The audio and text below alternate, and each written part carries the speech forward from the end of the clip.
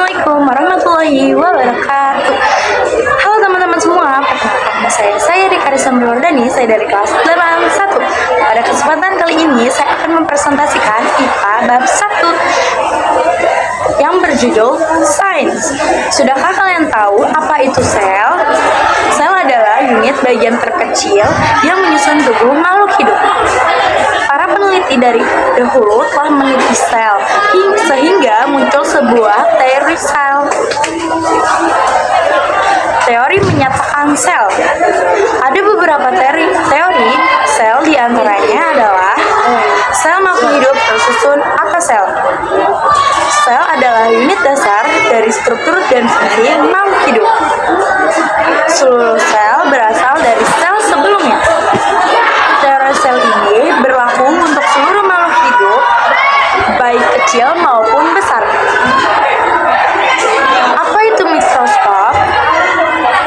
Mikroskop merupakan alat bantu yang memungkinkan kita dapat mengamati objek yang berukuran sangat kecil.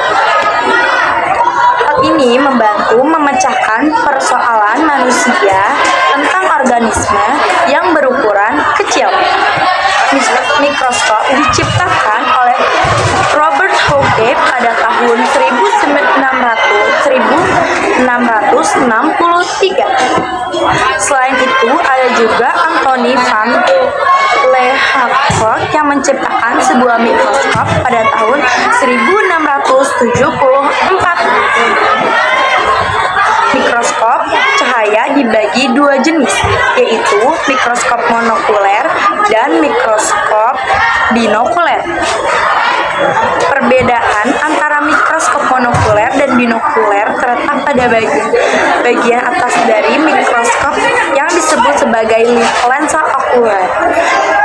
Jumlah lensa okuler pada mikroskop monokuler hanya satu, sementara mikroskop binokuler memiliki dua lensa. Mikroskop elektron mampu memperbesar suatu objek menjadi 1.000.000 kali lebih besar, sehingga bagian-bagian terkecil dari objek akan tampak dengan jelas. Hal tersebut tidak dimiliki oleh mikroskop cahaya. Selanjutnya ada mikroskop cahaya. Mikroskop menggunakan cahaya yang merambat melalui lensa untuk menghasilkan suatu bayangan yang diperbesar. Mikroskop tersebut dinamakan mikroskop cahaya. Selanjutnya ada sel hewan dan tumbuhan. 1. Struktur sel. Bagian-bagian yang disebut organ layaknya organ, tapi bagian memiliki ciri khasnya masing-masing. Secara umum, struktur sel terdiri atas 3 bagian, yaitu inti sel, sitoplasma, dan membran sel. Perbedaan sel tumbuhan dan sel hewan berikut adalah salah satu contohnya.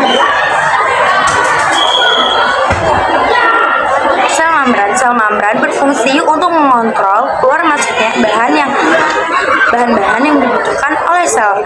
B. Dinding sel. Dinding sel adalah bagian terluar dari sel tumbuhan yang berfungsi melindungi sel tumbuhan. Selanjutnya ada nukleus sel tidak memiliki otak, tetapi mempunyai sesuatu yang bekerja dan berfungsi layaknya otak yang disebut nukleus. Mitokondria berfungsi untuk memproduksi energi melalui proses respirasi sel. Vakuola. Sel yang menyimpan air, makanan, dan sisa-sisa hasil metabolisme dalam vakuola. Kloroplasma berperan dalam proses fotosintesis yang menghasilkan makanan berupa glukosa. Yang terakhir yaitu ada gitoplasma, cairan agar-agar yang menyebar di seluruh bagian sel dan tempat terjadinya reaksi kimia di dalam sel disebut sitoplasma. Selanjutnya ada spesialis sel, uniselular dan multiselular. Sama seperti Lego, manusia dan kebanyakan hewan, tumbuhan tersusun dari banyak sel atau disebut sebagai multiselular. Uniselular serta gambar. Multiselular contoh organisme uniselular lain bakteri adalah organisme dari kerajaan Protista. Protista biasanya dapat ditemukan beberapa sampel air sungai. Multiselular dan spesialisasi. Dalam organisme multiselular, sel-sel dapat terlihat perbedaan antara satu dengan lainnya. Seluruh sel di dalam organisme multiselular berperan kunci yang berbeda-beda. Struktur luar bahkan dalam sel tersebut pun mengalami penyesuaian. Selanjutnya ada spesialisasi sel tumbuhan. Akar sel. Akar rambut. Spesies sel akar rambut pada tumbuhan mempermudah untuk mengangkat penyerapan air. Stomata. Stomata berfungsi untuk mengambil gas karbon dioksida dan melepas oksigen. Selanjutnya ada spesialisasi pada sel hewan. Sel darah merah. Sel darah merah dewasa berbentuk pipi dikarenakan untuk menghilangkan nukleus untuk menjalankan fungsinya dalam meningkatkan oksigen. Sel saraf. Sel saraf yang panjang berasal dari panjangan sitoplasma. Sel otot. Otot memiliki banyak nukleus dan mitokondria untuk menunjangkan fungsinya sebagai alat gerak. Sel jaringan organ dan sistem organ. Spesialisasi sel menunjukkan bahwa masing-masing sel di dalam tubuh organisme multiseluler beradaptasi untuk menjalankan fungsinya masing-masing. Kerjasama organisme organ sistem organ menghasilkan istilah organisme. Gambar tahap pembentukan tubuh berdasarkan penjelasannya. Sistem pencernaan itu proses makanan untuk menghasilkan energi dari mulut, kerongkongan lambung, usus halus, usus besar, dan rektum anus. Sel pendarahan darah.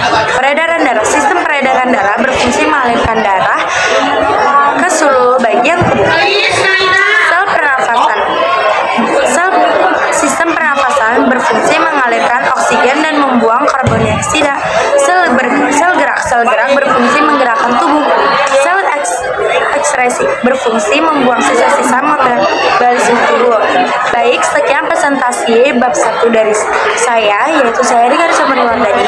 Sebelum saya mengakhiri presentasi ini, saya ucapkan banyak terima kasih kepada Ibu Tiar yang telah membimbing saya dalam membuat presentasi ini. Mohon maaf apabila ada kesalahan kata.